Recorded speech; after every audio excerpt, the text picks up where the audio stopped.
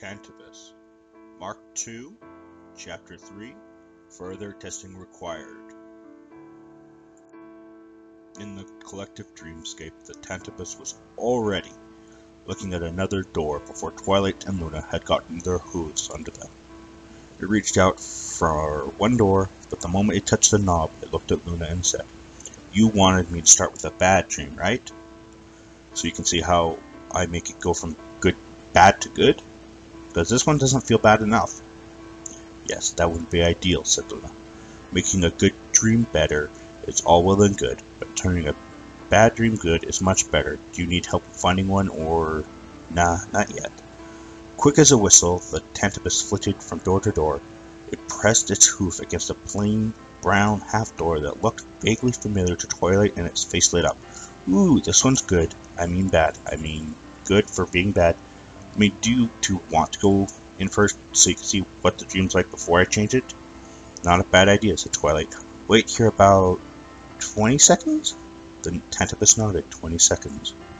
Twilight looked at Luna, who nodded. The two of them flew through the door. Something roared. Deep, blood-curdling, throaty, vicious, layered, a predatory roar. Far away, but nonetheless loud. A big roar. A big roar. Boom. Everything shook. "Oh my goodness, oh my goodness, oh my goodness, oh my goodness." Another roar. Closer. Boom. They were in Fluttershy's cottage. She was racing back and forth, shuffling small animals through a trap door in the floor. Small rubbles, steadily growing, getting larger, shook the house every few seconds. Twilight raced to the window and looked out.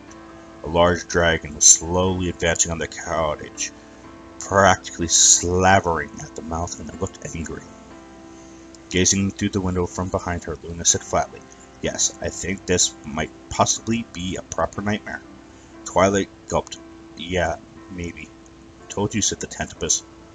Twilight twitched at its sudden arrival, but Luna's only reaction was to whisper, "Oh, hope you can end this nightmare quickly. It might not end well for our friend if you do.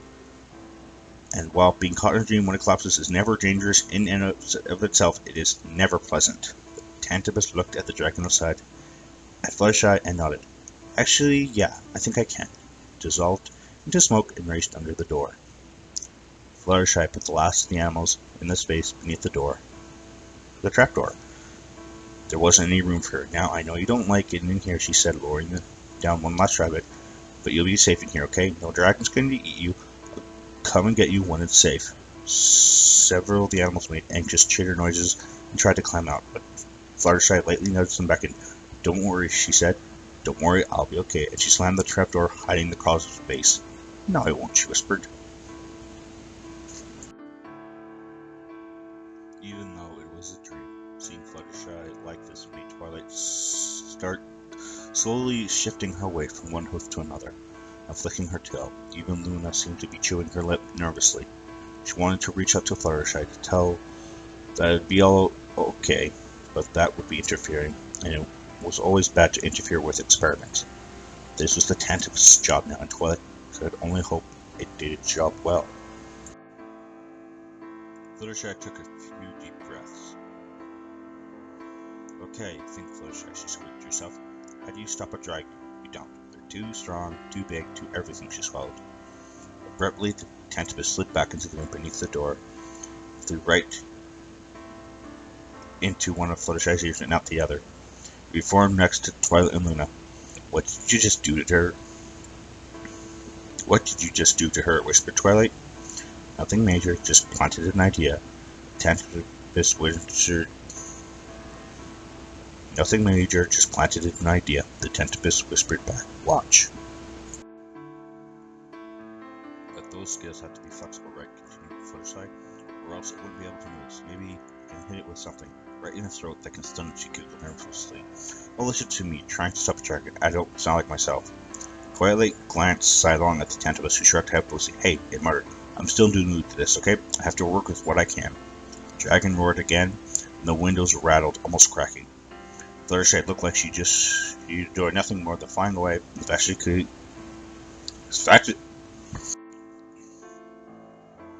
The dragon roared again, and the windows rattled, almost cracking. Fluttershy looked like she enjoyed nothing more than flying away as fast as she could, but she braced her hose over the trapdoor. "Okay," she whispered. "Stand tall, friends are counting on you." A gigantic razor-sharp claw ripped through the front wall and tore it away. The dragon jammed its head through the gap. Rage was in its eyes. The smoke was pouring from its nostrils. Its breath was hot, sticky, and reeked heavily of unimaginable things. Any one of its teeth, its yellow and stained red teeth, as long as a pony's leg. Despite the unreality of the situation, Twilight wanted to run. She kept flexing her wings in preparation for flying away as fast as she could. Shaking, Fluttershy drew for herself very small, but stayed where she was. She tried smiling. Hello, Mr. Dragon. Do you think you could leave the little creatures alone? Please? Pretty please? The dragon responded by roaring in her face. Fluttershy gulped. If that's the way you feel, I'm so sorry about this. She darted forward, rolling under the dragon's head, and gave it a good solid kick in the middle of the throat, which, considering this was Fluttershy, was the equivalent of the Twilight bucking her whole castle clear across the horizon. The dragon's roaring stopped. Bam. The dragon's roaring stopped and became closer to retching. After a moment, it coughed up a large, spiky hunk of some purple metal. Then, in the poshest of posh accents a dragon could muster, it said, "I say, thank you for that, old bud." It pulled its head out of the cottage and hacked up several clouds of smoke to one side. It might have just been Twilight, but for the few brief glimpses she got, the dragon's teeth suddenly looked a lot whiter and less dirty. "I must say, I am dreadfully sorry about all this. But having a blasted hunk of metal lodged in one's thorax is not quite painful. It's not only quite painful, it rather inhibits the ability to speak properly and request help." Twilight and Luna both turned to the Tantabus, who was grinning proudly. Twilight was holding back a little smile herself. Sorry?" asked Fluttershy. She's still drawing herself up very small. She wasn't shaking anymore. "I thought you were trying to eat my animal friends." The dragon chuckled softly, which in this case meant it felt like a small earthquake. "Oh heavens, no. Nothing that severe." It nudged the metal gently towards Fluttershy so she could get a better look at it. "Just a few hours ago, I was enjoying a rather spiffing meal of gemstones donated by a colleague of mine. Unfortunately, they came from this private hoard of treasure in general, and he hadn't quite sorted out all the non-gems from the gems. That meant this little blighter," it tapped the hunk of metal again, "was still in there. In the middle of lunch, I suddenly had the most unfortunate occurrence of getting it jammed quite tightly in my throat." It shuddered.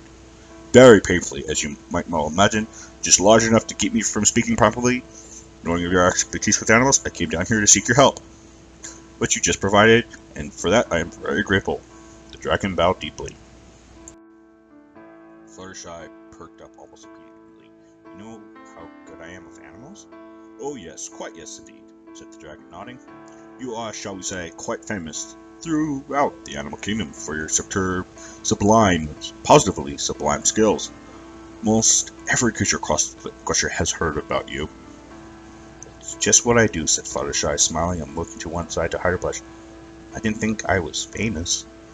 "Oh, don't speak down about yourself, love," said the dragon. "What you do is rather smashing." I looked around at the surrounding landscape, and I must say I feel the need to repay you for your assistance. I couldn't just leave you and your home in the bend like this. "Well, why don't you just get started with cleaning up the debris? I need to get the animal out of the shelter." The Tantabus was bouncing on its hooves. "Well, what do you think?" "You touched nothing before we arrived?" The Tantabus rolled its eyes. "Mom, I already told you I can't do anything unless I actually enter the dream, and you went in before me, so the rampaging dragon was already there, and originally it was going to eat her. In that case, I have to praise you for your professional skills, considering how little time you have before you change things. And that Trottingham accent was a decent way to defuse the situation.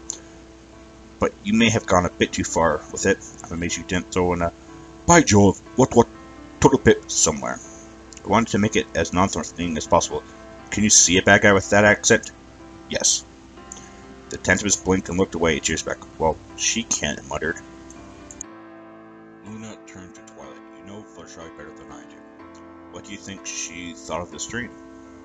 Twilight groaned a little. No offense, Your Highness, but how come you always ask me about this? You should talk to Fluttershy about it. Talk to me about what? Everyone twitched. Fluttershy had somewhat inserted herself into the circle. She was looking at them with big, curious eyes and was in the middle of calming a jackalope down with repeated head rubs. The animals she just let out of the crawl space were swarming around her legs, a few clinging to her tail or her mane. Before anyone could respond, Fluttershy said, "Oh, I'm sorry, I'm interrupting, aren't I?" She backed up a little and turned her head away from them. I heard my name and I noticed you, and so I thought, No, you're fine," said Twilight. She cleared her throat. Fluttershy, you remember the Tantabus, right? The Tantabus smiled and waved. Fluttershy shuddered. Oh yes, that thing that caused nightmares. It was simply dreadful. She looked the Tantabus up and down. This one looks different. You don't seem too worried about it? Luna looked away and coughed. So I'm guessing there's something different about it. I created this one to end nightmares rather than create them, said Luna. We are currently testing its capabilities and behavior, and we were wondering what you thought of this particular dream. Fluttershy suddenly looked nervous, more so than usual anyway. Began running her hooves through her mane. She whispered, I suppose that it wasn't that, but the angry dragon wasn't my fault, said the Tantabus. That was totally here before I got here. I got rid of its aggression by making it spit out the metal. Thank you very much. Just talk about the stuff after that. Oh, said Fluttershy politely. In that case, I think you did a great job. I love the dragons a lot more when they're not trying to eat you. Don't we all? Asked Twilight. And he's so polite, continued Fluttershy. Aside from Spike, most of the dragons I ever met have been aggressive and nasty. Not at all like this. Begging your pardon. Oh, Joe, pipped up the dragon from outside. But where do you want me to put this, the whole entire front wall of your lovely little home? It cheaply held up said wall, which looked rather attacked for being mostly ripped off by its claws. It seems a shame just to abandon it all and let it go to waste. Just put it right next to the cottage, will you please? Asked Fluttershy. I should she glanced at Twilight, Luna, and the Tantabus. Twilight could see her thoughts. This is a dream. It didn't really matter. Should be able to get it fixed soon. Oh, and do you think you could clean up the ground a little, please? You're a big dragon, and you left a lot of big piles of dirt everywhere. I don't think a pony could clean it all up. Gently setting aside the wall, the dragon adjusted its monocle. Get a monocle. Yes, indeed so. Most indefinitely. I was just about to go do that, actually. Well, as the old saying goes, great minds think alike and all that.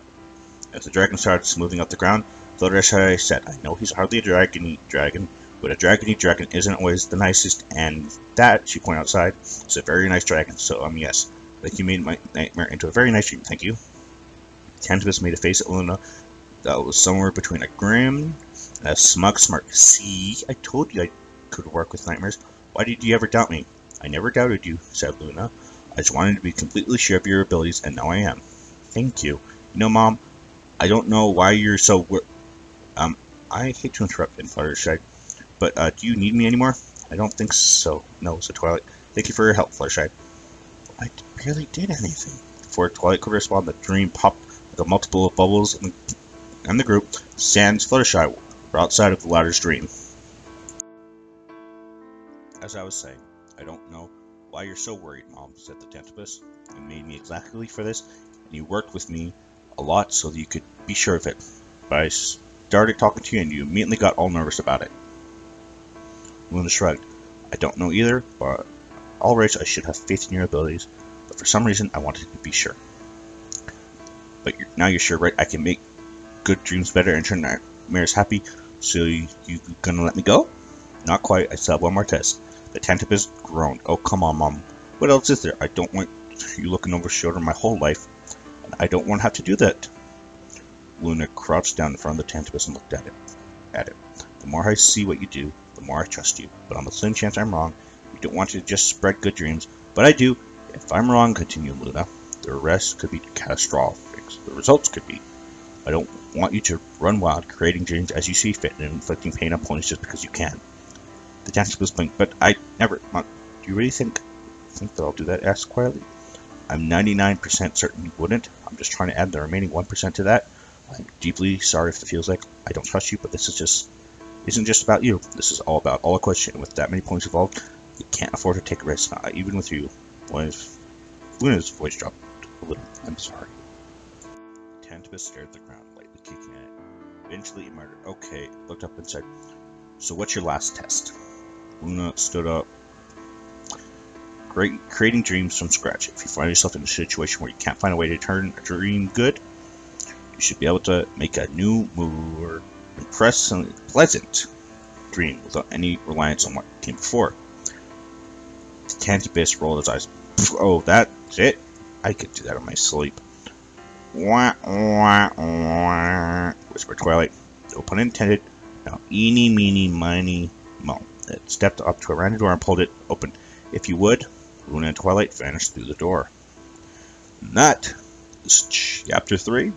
Sorry for the late. I was sick last week, and I'm still a little sick this week. So we will continue on to the next chapter next week, on next Wednesday, and I will hope you all have a wonderful day. So, thank you again for coming with me on this adventure through this story. Thank you. I'll see you all in the next one. Goodbye.